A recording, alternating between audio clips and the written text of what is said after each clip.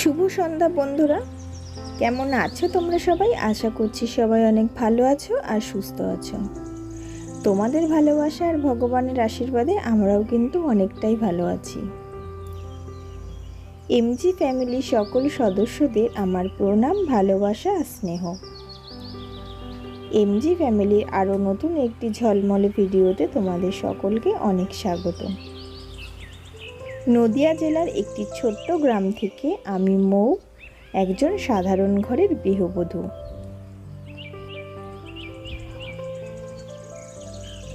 তো বন্ধুরা, আজকে কিন্তু বিকেল থেকেই ভিডিওটা শুরু করলাম।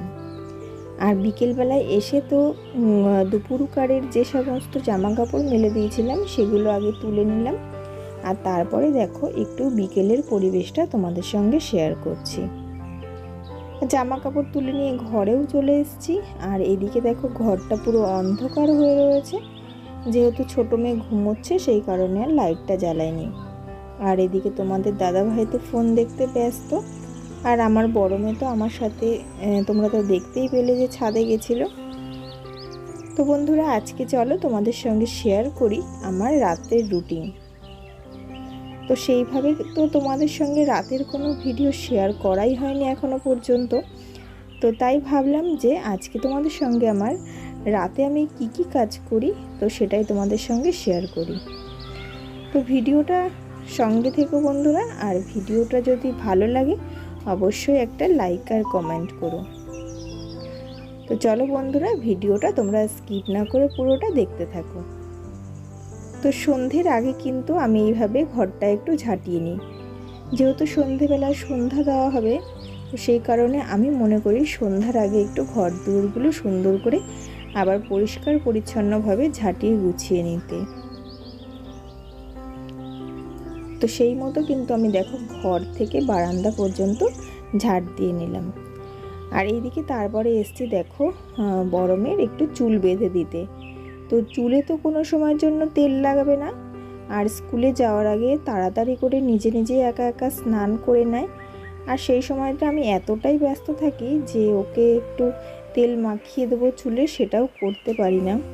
আর বুঝতেই পারছো, যেহেতু আরও একটা ছোট মেয়ে রয়েছে, তারপরে সংসারের কাজ রয়েছে, সেই কারণে না ওকে চুলে তেল দেওয়াটা কিন্তু আমার হয়ে ওঠে না। তো যাই হোক, এই দায়িত্বটাও আমাকে পালন করতে হবে শত কাজের মাঝেও, যেহেতু আমি মা। তো আমি কিন্তু করি না এমনটা নয়, মাঝে মাঝে চুলে তেলটা দিয়েও দিই, কিন্তু আমার মাঝে মাঝে জানো তো হয়ে ওঠে না। তো সেই কারণে ওকে একটু বকাবকি করছিলাম আর ওর চুলটা বেঁধে দিচ্ছিলাম। আর তারপরে দেখো যে সমস্ত জামা কাপড়গুলো আমি ছাদের থেকে তুলে নিয়ে এসেছি, তো সেই জামা কাপড়গুলো একটু ভাঁজ করে নিচ্ছি, তাহলে আমার জায়গাটাও কমে যাবে আর জামা কাপড়গুলো সুন্দর করে ভাঁজ করে রাখাও হয়ে যাবে। তো এখানে দেখো অনেক জামা কাপড় তো আজকে হয়েছে, আর প্রতিদিন কিন্তু এরকম অনেক অনেক জামা কাপড়ই হয়, যেহেতু ছোট বাচ্চা রয়েছে দুটোই, তারপরে আমাদের জামা কাপড় রয়েছে, তোমার দাদাভাইয়ের জামা কাপড় রয়েছে, সব মিলিয়ে কিন্তু অনেক জামা কাপড়ই হয়ে যায়। তো জামা কাপড়গুলো তো গুছিয়ে ঠিকঠাক করে সব যেখানে জিনিস যেখানে থাকে সেখানে রেখে দিচ্ছি। তারপরে তো দেখো এখন বড় মেয়ে বসেছে সন্ধ্যা দিতে। তো ওই যে ঘরে কিন্তু আমাদের সেইভাবে তো কোনো ঠাকুর আসন পাতা নেই, তো সেই কারণে কিন্তু ঘরে সন্ধ্যাবেলায় শুধুমাত্র দুটো ধূপই জ্বালিয়ে দেওয়া হয়। এমনি তো বাড়িতে তো সন্ধ্যা দেওয়া হয় নিচের ঘরে, আমাদের ঠাকুর পাতা রয়েছে সেখানে। আর দেখো এইদিকে তো মনাও ঘুম থেকে উঠে পড়েছে, সন্ধে ওইদিকে আমার বড় মেয়ে সন্ধ্যা দিচ্ছে, আর এইদিকে আমার ছোটো মেয়েও ঘুম থেকে উঠে পড়েছে। তো উঠেই দেখো কিছু বোঝে না, আর তারপরে শুরু হবে ওর দুষ্টুমি। তো ওইদিকে তো ছোটো মেয়ে ঘুম থেকে উঠে চলে গেছে ওর জেঠুর ঘরে, আর এটা ওর প্রতিদিনেরই ডিউটি। তো ঘুম থেকে উঠে কিন্তু ও জেঠুর ঘরে চলে যায়, ওখানে গিয়ে একটু খেলাধুলো করে, তারপরে আমি ওকে একটু খাইয়ে দিই। আর দেখো তারই মাঝে কিন্তু এদিকে বড় মেয়েকে পড়তে বসিয়ে দিয়েছি, আর আমি দেখো ওকে একটু পড়াচ্ছি। তো সন্ধ্যার টাইমটায় কিন্তু ওকে আমি একটু টাইম পাই পড়ানোর জন্যে। যেহেতু সকালবেলাটায় ঘুম থেকে উঠে সংসারে নানা রকম কাজে বেরিয়ে যেতে হয়, তো সেই কারণে। আর সন্ধ্যাবেলাটায় তো সেইভাবে কোনো কাজ থাকে না, সেই কারণে ও যখন পড়তে বসে আমি কিন্তু ওকে একটু বুঝিয়ে সুঝিয়েও দিই, যেটা না পারে আবার ওর পাশেও বসে থাকি। তো এখানে আমি কি বলছি বলো তো, ওকে ওর স্যার পরীক্ষা নিয়েছিল, তো সেইগুলোই আমি ওকে আবার জিজ্ঞেস করছিলাম, মানে যে কোশ্চেনগুলো কয়েকটা কোশ্চেন আর কি পারেনি, তো সেটাই জিজ্ঞেস করছিলাম যে এই জানা কোশ্চেনগুলো তো লিখতে পারিসনি, তো কি আর করা যাবে। তো ওইদিকে তো মেয়েকে পড়াশোনা করিয়ে আমি তারপরে চলে এসেছি নিচে রান্নাঘরে। আর এদিকে দেখো আজকে তো মুদিখানার বাজার করে নিয়ে এসছে, তো সেই কারণে ভাবলাম যে আগে মুদিখানার বাজারগুলো জায়গায় ঠিকঠাক করে গুছিয়ে রাখি, তো তারপরে রান্নার ওইদিকে যাওয়া যাবে। তো সেই মতো দেখো সব জিনিসপত্র তো নামিয়ে নিয়েছি কৌটোগুলো। আর জানো তো, ঘর গুছিয়ে রাখাটা হলো আমার একটা নেশা।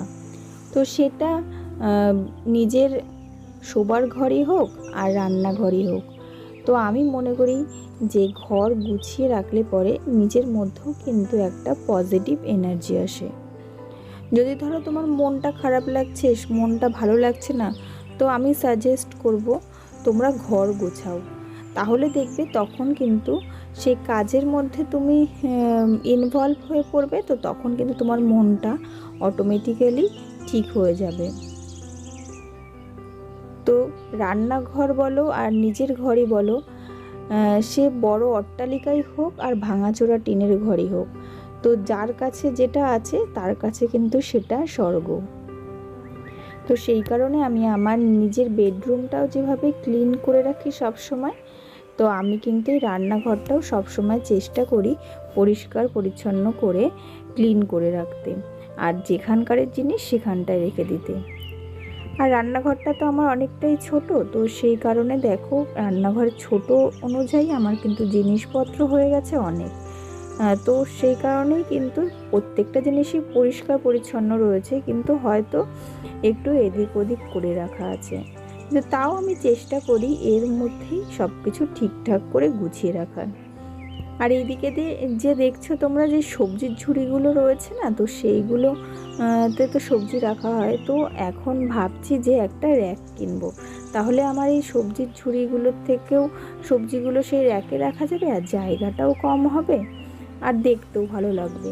কি বলো তোমরা? আর দেখো একটা একটা করে তো সব জিনিস আমি একটা একটা করে কৌটোর মধ্যে ভরে নিচ্ছি।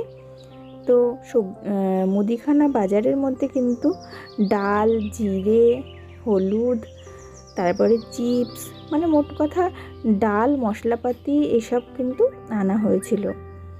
আর তেলটা যেহেতু আমাদের ঘরেরই রয়েছে, তো সেই কারণে তেলটা কিন্তু আমাদের ঘরেরই ভাঙানো, তো সেই জন্য তেলটা কিন্তু আর মুদিখানা দোকান থেকে আমাদের আর কিনতে হয় না। তো চলো কৌটোর মধ্যে করে তো সমস্ত মশলাপাতি বলো, ডাল বলো, সব তো ভরে নেওয়া হয়ে গেছে, তো এবার চলো ঠিকঠাক করে গুছিয়ে এই মিট কেসটার মধ্যে রেখে দেওয়া যাক। আর জানো তো আমাদের বাড়িতে কিন্তু কালো জিরেও বুনেছিল, তো এই কালো জিরেটা এই দিন বিক্রি করে দিল, তো সেই কারণে সেখান থেকে কিন্তু কিছুটা পরিমাণ কালো জিরে রাখা হয়েছে বাড়িতে খাবার জন্য। তো সেই কালো জিরেটাও কিন্তু এখন আমি একটা কৌটোর মধ্যে রেখে দিয়েছি। আর সব কিছু পরিষ্কার করে রাখার পরে দেখো এতগুলো প্যাকেট বেরিয়েছে, তো ওই প্যাকেটগুলো উনুনের পাশে দিয়ে দিলাম, তো এটা জাল দিয়ে রান্না করা হয়ে যাবে। আর রাতের বেলায় তরকারি তো ছিলই, তো সেই তরকারিটাই একটু গ্যাসে গরম করে নেওয়া হয়েছে। আর তারপরে না জানো তো দেখো এক বস্তা চালও নেওয়া হয়েছিল। আমাদের ঘরের ধানও রয়েছে, কিন্তু এখন কি বলো তো, যেহেতু আমার ছোট বাচ্চা, তারপরে ওইদিকে বড়দিও একটু হেলদি, তো সেই কারণে কিন্তু আমাদের দুজনের পক্ষে ধানটা সেদ্ধ করে চাল খাওয়া সম্ভব হচ্ছে না, আর সেই কারণেই কিন্তু এইভাবে চালগুলো কিনে কিনে খাওয়া হচ্ছে। আর এদিকে দেখো কয়েকটা বাসনপত্র হয়েছে, তো সেই বাসনপত্রগুলো আমি একটু মেজে নেব। আর এখন কিন্তু আমার মেয়ে রয়েছে ওর বাবার কাছে। আর রাতের বেলায় কিন্তু ভাতটা আমাদের উনুনেই হয়, আর যদি তরকারি হয় তো তখন সেটা গ্যাসে রান্না করা হয়। তো রাত্রির বেলায় আর উনুনের কাছে আসা হয় না, শুধু ভাতটা রান্না করার জন্যই উনুনটা ধরানো হয়। যেহেতু হাঁড়িটাও কালি থাকে, তো সেই কারণে হাঁড়িটা আর গ্যাসের মধ্যে বসানো হয় না, উনুনেই রান্না করে নেওয়া হয়। তো দেখো দেখতে দেখতে তো ভাতটা হয়েও গেল। তো ভাতটা আমি এবার বেড়ে নেব, যেহেতু খাওয়ার সময়টাও হয়ে এসছে। তো হাঁড়ি থেকে ভাতটা বেড়ে নিয়ে হাঁড়িটা মেজে পরিষ্কার করে রেখে দেব। তাহলে পরে আর সকালে কোনো ঝামেলাও থাকবে না, আর তাড়াতাড়ি করে সকালের কাজগুলোও কিন্তু আগিয়ে করে নেওয়া যাবে। তো চলো, ভাতটা তো বেড়ে নিয়েছি, এবার আমি হাঁড়িটা মেজে নিই। আর এই কালি হাঁড়িটা কিন্তু আমি এখন এই বেসিনেই মেজে নেব। তো রোজ দিন কিন্তু এটাই করে থাকি। এই কালি হাঁড়িটা নিয়ে আবার কে কলপারে যাবে, তো সেই কারণেই বেসিনেই মেজে নিই। আর আমার কিন্তু এটা মাজতে কোনো অসুবিধাও হয় না। তো বন্ধুরা, এইভাবেই কিন্তু বিকেল থেকে রাত পর্যন্ত আমার আস্তে আস্তে সময়গুলো কি করে যেন এই কাজের মধ্যে থেকে থেকে কেটে যায়। তো আজকের ভিডিওতে তো মনাকে সেভাবে তোমাদেরকে দেখাতে পারলাম না। আর রাতের বেলায় কিন্তু ও আমার কাজ যদিও বা কম থাকে, কিন্তু রাতের বেলার দিকেও কিন্তু যেহেতু এখন গরম পড়ছে, তো ওপরের ঘরে আমাদের ভীষণ গরম, তো সেই কারণে ও কিন্তু বেশিরভাগ টাইমটা নিচেই থাকে। তো বন্ধুরা, এতদূর পর্যন্ত যারা ভিডিওটা দেখেছো, তো তাদেরকে বলছি, তোমরা যদি আমার চ্যানেলে নতুন হয়ে থাকো অবশ্যই আমার চ্যানেলটাকে সাবস্ক্রাইব করে দিও।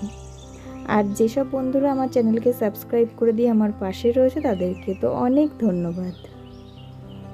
তো বন্ধুরা, দেখা হবে আবার নতুন কোনো ভিডিও নিয়ে। সকলে ভালো থেকো, টাটা।